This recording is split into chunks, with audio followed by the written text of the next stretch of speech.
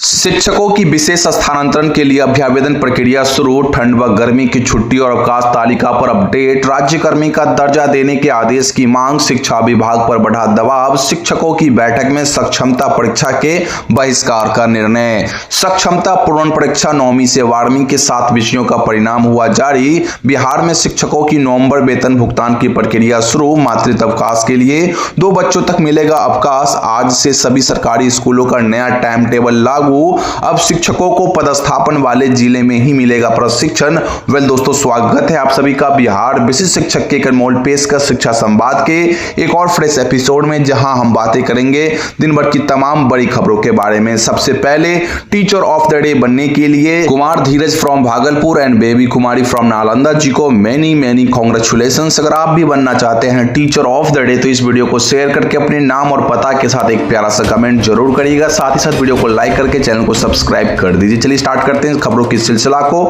तो पहली खबर निकल के आ रही है, शिक्षा विभाग ने अपार कार्ड निर्माण में धीमी प्रगति को लेकर पटना समेत 25 जिला के डीईओ से 3 दिनों के भीतर स्पष्टीकरण मांगा है। विभाग ने अब चेतावनी दी है कि यदि संतोषजनक जवाब नहीं मिला तो अनुशासनात्मक कार्रवाई की जाएगी। राज्य स्तर पर अपार कार्ड निर्माण का औसत 5.54% है, जबकि इन जिलों में यह औसत भी नहीं पहुंच सका है। 16 नवंबर से विशेष अभियान के तहत अपार कार्ड बनाने का निर्देश दिया गया था, परंतु धीमी प्रगति पर विभाग ने नाराजगी जताई है। अब देखना होगा साथियों इन जिलों में अपार कार्ड बनने की स्पीड में कितनी बढ़ोतरी होती है इसके बाद। साथियों इसी के साथ अगली रिपोर्ट की ओर रुख करें तो बिहार बोर्ड ने दूसरी सक्षमता परीक्षा के 7 विषयों की पुनर्परीक्षा का परिणाम जारी किया।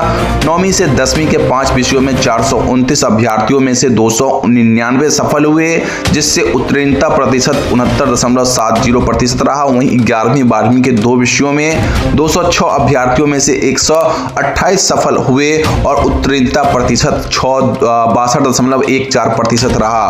परीक्षार्थी अपने परिणाम www.bsebsakshmta.com पर देख सकते हैं। साथियों इसी के साथ अगली रिपोर्ट की रुख करें तो राज्य के शिक्षकों को अगले साल से उनके पदस्थापन वाले जिले में ही प्रशिक्षण दिया जाएगा, जिससे बायोमेट्रिक हाजिरी होगी। नए व्यवस्था से खासकर महिला शिक्षकों को राहत मिलेगी, जिन्हें अब अन्य जिला या राज्य मुख्यालय में जाकर आवासीय प्रशिक्षण नहीं लेना पड़ेगा। यह प्रशिक्षण जिला शिक्षा एवं प्रशिक्षण संस्थानों के माध्यम से होगा, यानी डाइट से होगा, और स्कूलों के प्रदर्शन की निगरानी भी की जाएगी। शिक्षा विभाग ने इस कार्य योजना को जनवरी 2024 से लागू करने का निर्देश दिया है। तो साथियों तैयार रहे, जनवरी 2024 से जब भी अब प्रशिक्षण होगी तो उसमें बायोमेट्रिक हाजिरी होगी और अपने जिला में ही होगी। साथियों इसी के साथ राज्य के सभी सरकारी स्कूल आज से नए टाइम टेबल के अनुसार सुबह 9:30 बजे से शाम 4 बजे तक चलेंगे। शिक्षा विभाग द्वारा 1 दिसंबर 2024 इस बदलाव का आदेश दिया गया था। नए मॉडल टाइम टेबल के अनुसार सुबह 9:30 बजे प्रार्थना होगी और दोपहर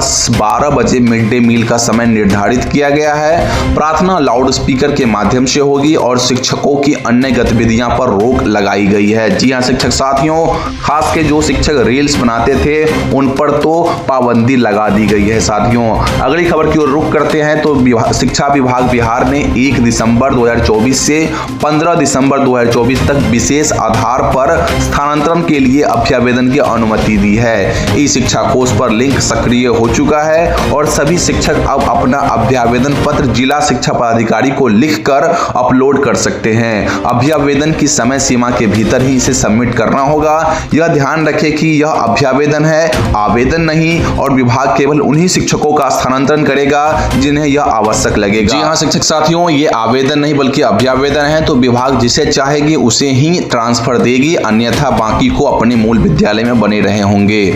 वहीं साथियों रविवार को गांधी मैदान में बिहार शिक्षक एकता मंच की बैठक महेश कुमार प्रभात की अध्यक्षता में आयोजित हुई, जिसमें सक्षमता परीक्षा के बहिष्कार का निर्णय लिया गया। शिक्षकों ने कहा कि वे बिना परीक्षा दिए ही प्रोन्नति के हकदार है और इस निर्णय पर दृढ़ रहेंगे। राकेश कुमार सिंह ने शिक्षकों की प्रमुख मांगों में राज्यकर्मी का दर्जा, प्रोन्नति के साथ वेतन उन्नयन और नियोजित शिक्षकों की सेवा अवधि के आधार पर प्रोन्नति की बात शामिल की है। अब देखना होगा साथियों की सक्षमता 1 और 2 के बाद क्या विभाग इन बातों को मानती है या फिर नहीं। वहीं साथियों शिक्षा विभाग से जुड़ी अपुष्ट खबरों के अनुसार इस बार ठंड की छुट्टी 1 सप्ताह तक दी जा सकती है, जिसमें बच्चों और शिक्षकों शिक्षकों को विंटर वेकेशन मिलेगा। इस दौरान बच्चों को गृह कार्य या प्रोजेक्ट बनाने के लिए दिया जाएगा, जिसे छुट्टी के बाद चेक किया जाएगा। वहीं 2025 की अवकाश तालिका 15 दिसंबर तक घोषित होने की उम्मीद है, जिससे शिक्षकों के लिए गर्मी की छुट्टियां मई जून में दी जा सकती है और बच्चों को भी। साथ ही साथ समर वेकेशन पर भी सरकार और विभाग 15 दिसंबर तक अंतिम निर्णय ले लेगी।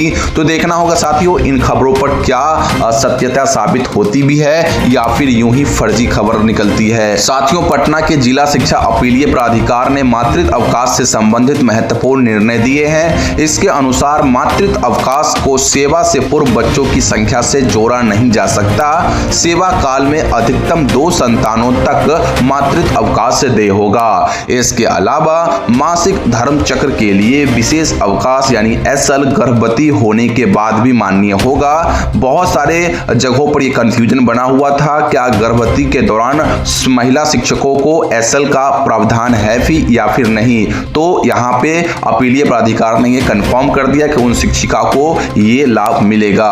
वहीं टीईटी प्रारंभिक शिक्षक संघ ने राज्य संयोजक राजू सिंह ने कहा कि मुख्यमंत्री ने घोषणा की थी कि जो नियोजित शिक्षक सक्षमता परीक्षा उत्तीर्ण कर चुके हैं वे अपने स्थान पर ही राज्यकर्मी बनाए जाएंगे, लेकिन अब तक इस संबंध में लिखित आदेश जारी नहीं हुआ है। इससे शिक्षकों में असंतोष है। उन्होंने शिक्षा विभाग से शीघ्र इस विषय पर अधिसूचना जारी करने की मांग की है और साथ ही साथ सक्षमता उत्तीर्ण शिक्षकों को जल्द से जल्द विशिष्ट शिक्षक बनाने की ओर अग्रसर करने की भी मांग की है। साथियों, बिहार में नवंबर माह का वेतन आज से जारी हो जाएगा। पहले बीपीएससी से चयनित विद्यालय अध्यापकों और नियमित शिक्षकों को वेतन मिलेगा, फिर विशिष्ट शिक्षक बनने की ओर अग्रसर शिक्षकों और अन्य नियोजित शिक्षकों को 53% महंगाई भत्ते के साथ वेतन मिलेगा। शिक्षा विभाग ने स्पष्ट आदेश दिया है कि अगर समय पर वेतन भुगतान नहीं हुआ तो संबंधित बीईओ और डीईओ को 2 दिन का वेतन काट लिया जाएगा। अब साथियों, इस आदेश के बाद देखना होगा क्या सचमुच 1 से 5 के बीच सभी शिक्षकों का वेतन मिल पाता है या फिर नहीं। तो दोस्तों, ये थी दिन भर की सभी बड़ी खबरें जो मैंने आपको प्रोवाइड कर दी। अन्य सभी खबरों के लिए बिहार विशिष्ट शिक्षक के ऑफिशियल व्हाट्सएप चैनल से अभी जुड़ना मत भूलिए। लिंक मैं वीडियो के डिस्क्रिप्शन बॉक्स में डाल दूंगा। आपसे पहले कई हजार शिक्षक वहां पे जुड़ के सभी खबरों को पहले पा ले रहे हैं। आप सिर्फ पीछे रह जाना, तो जल्दी जाइए और लिंक से हमारे व्हाट्सएप चैनल को ज्वाइन कर लीजिए। बाकी